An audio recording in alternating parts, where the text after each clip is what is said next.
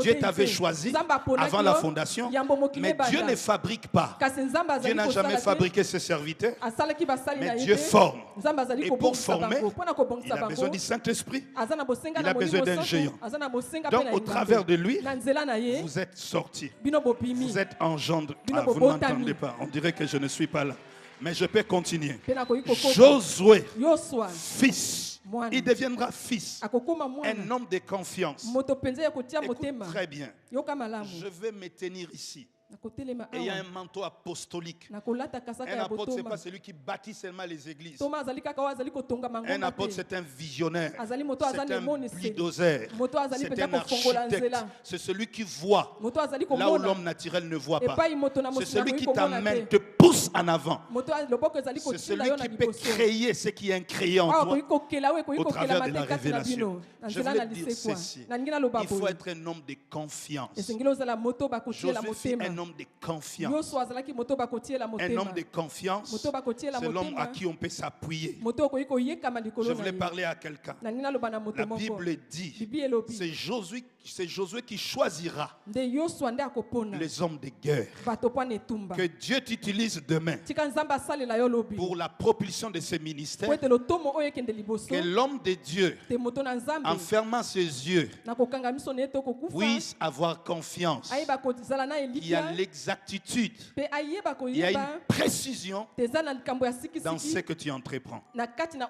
Quelqu'un qui ne se retrouve pas, mais je parle à toi.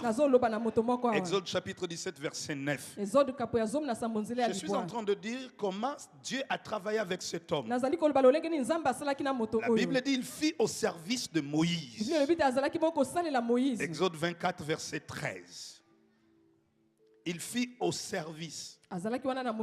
Le terme service est très important dans le royaume. Quand on rend service, ou quand on l'exerce, c'est qu'on est à la disposition des autres. On offre ce qui est le meilleur. Alors je vais dire ceci. Un serviteur, dans le texte original, en grec, c'est un doulos. C'est un esclave. Passe au sens strict du terme. Je voulais parler à quelqu'un. Dieu veut se servir des esclaves, les gens qui se laissent influencer. Est-ce que je peux parler à quelqu'un encore? La Bible dit que Josué était toujours au bas de la montagne et Moïse était à la montagne. Écoute très bien, en tant qu'un apôtre, je vais le dire simplement, ne rêve pas sur ce travail qui a été bâti de longues années. N'aie pas des illusions. Il faut que tu sois au bas de la montagne pour entendre ce que l'autre entend à la montagne. Non, j'ai parlé aux aigles, je n'ai pas parlé aux poussins. Je vais dire ceci. Peu importe les années que tu as fait ici, je n'ai pas traversé pour traverser. Je ne suis pas venu seulement pour venir. Je ne suis pas venu pour faire plaisir à quelqu'un. Ne rêve pas. C'est un travail qui a été bâti de longues années au prix de vie de gens, des réputations, des humiliations. Si tu veux la prochaine étape, il ne faut pas que tu sois en dehors, au pied de la montagne. Au pied de la montagne, tu entendras ce que Moïse a entendu. Est-ce que vous comprenez? Vous comprenez? Je vais dire ceci. Si vous êtes au pied, vous finirez à la montagne. En d'autres termes, au pied, vous ne savez pas quand est-ce que Moïse va descendre. Au pied, vous n'avez pas un calendrier précis. Il n'y a pas un protocole là. Il monte, il entend des instructions. Mon Dieu, ce n'est pas encore mon message, le temps va partir là. Je suis en train de parler de Josué. Et à la montagne, c'est la présence de Dieu. Vous savez que notre frère David a reçu une grande révélation. Il est doux et agréable. Les frères de demeurer ensemble. C'est comme l'huile qui descend sur la barbe d'Aaron. La tête c'est Christ, la barbe c'est papa, mais le pan de robe que chacun de vous choisisse, si c'est un estomac ou la main, ou les pieds et les ongles, mais l'huile qui descend de la montagne répand. Je prie Dieu, les yeux ouverts, pour dire que l'huile du Christ qui descend sur son oin descend aussi sur toi. Tu n'as pas compris. L'onction suit la direction de celui qui le suit. Ce qui fait ta force, ce n'est pas tes habits, ce n'est pas ton éloquence, ce n'est pas le ministre que tu es, c'est l'onction.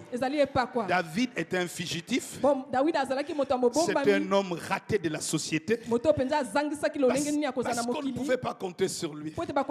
Le jour où l'onction est venue sur lui, les désœuvrés, le malheureux, le problématique, les entêtés se sont liés à lui et on les appellera plus tard les hommes d'onction. Joab, Dodor, Yosheb. Ils brandirent des lances, ils vont tuer 6. Quel miracle, quel surnaturel. Je déclare sur ta vie, tes paroles ouvriront des portes, tes paroles te donneront l'accès. Au nom de Jésus. Est-ce que je peux m'arrêter?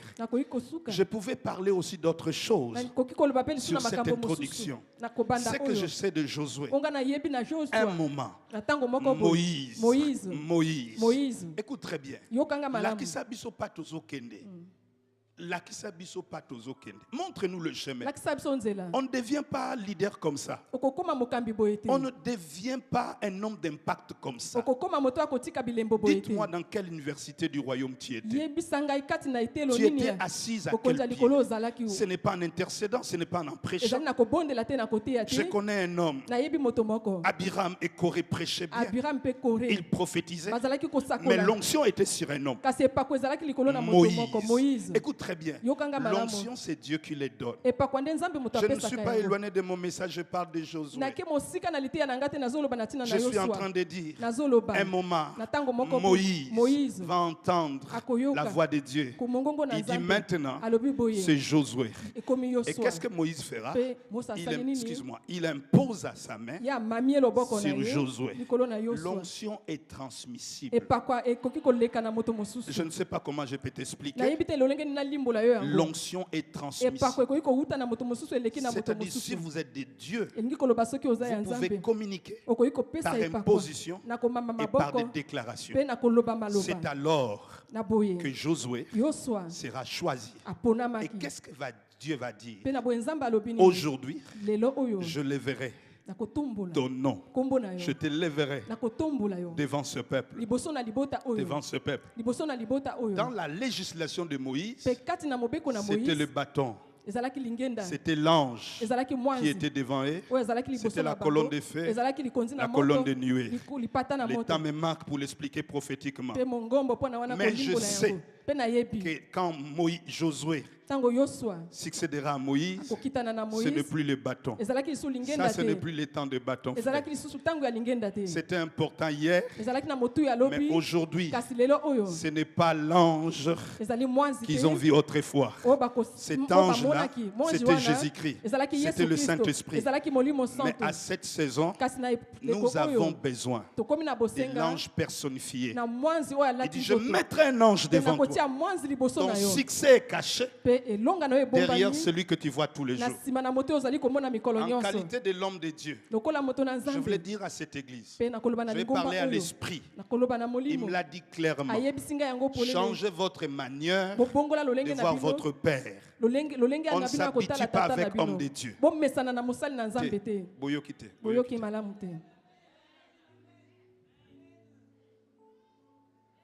Frère, si tu es une femme de l'homme de Dieu, je ne parlais pas de maman, mais je parle de l'ensemble. Il faut que je sois bien compris afin que mon message et mon langage ne soient pas mal interprétés. Quand vous êtes une femme d'un homme de Dieu, faites très attention, parce que l'onction On ne joue pas avec. L'onction, c'est quelque chose de sérieux.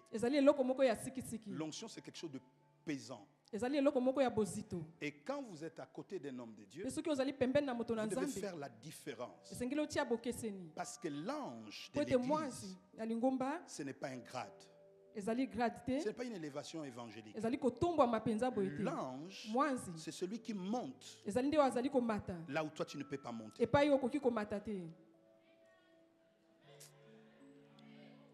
Votre amen bégaye, mais je dois continuer. Je disais ceci.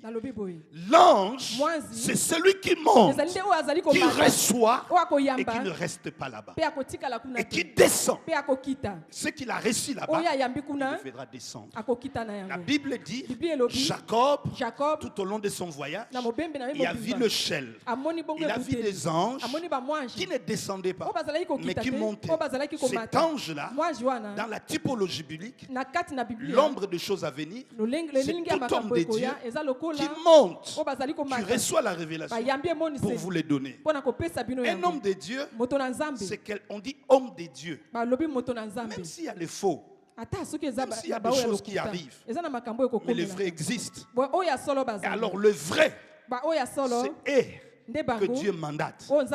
Même dans la nouvelle alliance, ne nous trompons pas. Il y a le 5 ministères. C'est vrai que nous tous, nous sommes des serviteurs. Mais Dieu a choisi. Et en choisissant, l'homme Dieu, ce qui fait la différence, que Dieu lui donne les clés. Les clés.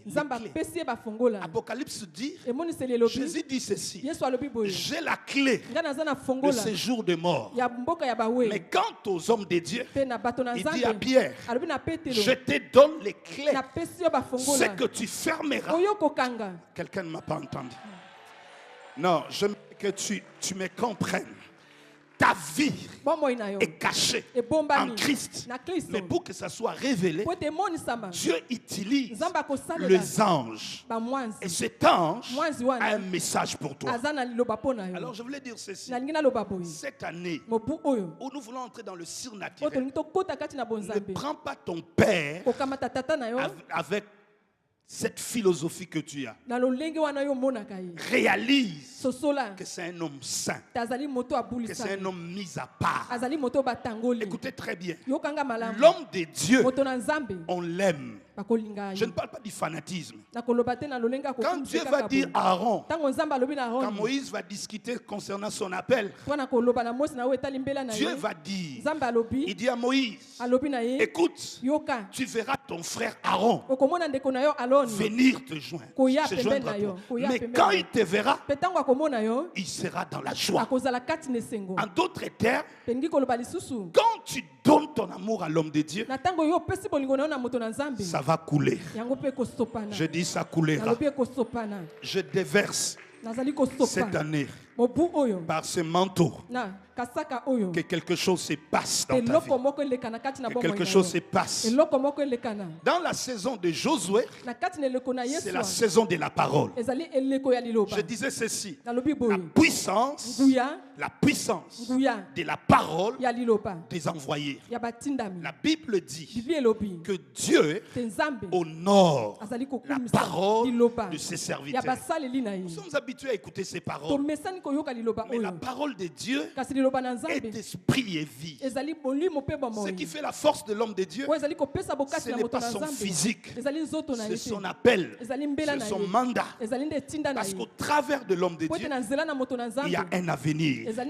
Jacob dit ceci, approchez-vous de moi et je vous dirai ce qui viendra à la suite du temps. En d'autres termes, même si Dieu a une destinée pour toi, il y a un instrument qui va le déclencher. Ton amen bégaye, mais je continue. Je disais ceci. Maintenant, Josué va se tenir. Il a peur face au défi de la vie. Nous sommes confrontés à des réalités où nous nous disons, est-ce que j'arriverai? Est-ce que j'arriverai? Mais laisse-moi te dire, Dieu n'a pas donné à Josué le tomahawk, les armes atomiques. Mais il lui a dit, que ces livres de la loi ne s'éloignent pas de ta bouche. Médite le jour et nuit afin d'agir fidèlement selon ce qui est écrit. C'est alors tu réussiras. Je voulais dire ceci. Si tu as la parole de Dieu, quand je parle de la parole de Dieu, je ne veux pas que je sois mal compris. Je vais choquer quelqu'un. Je ne parle pas de ça. Je ne parle pas de ça. Je ne parle pas de ça. Parce que les occultistes utilisent ça. Les magiciens utilisent ça. Les païens utilisent ça. Si quelqu'un veut prendre l'opium, il peut utiliser ces feuilles-là. Mais je parle de la parole qui est esprit. La lettre tue. Mais ce qui est ici, ça ne rate pas. Ça, c'est la vie. Ta parole, c'est la vie. Ta parole court avec rapidité. Maintenant que Josué est choisi, il a le mandat.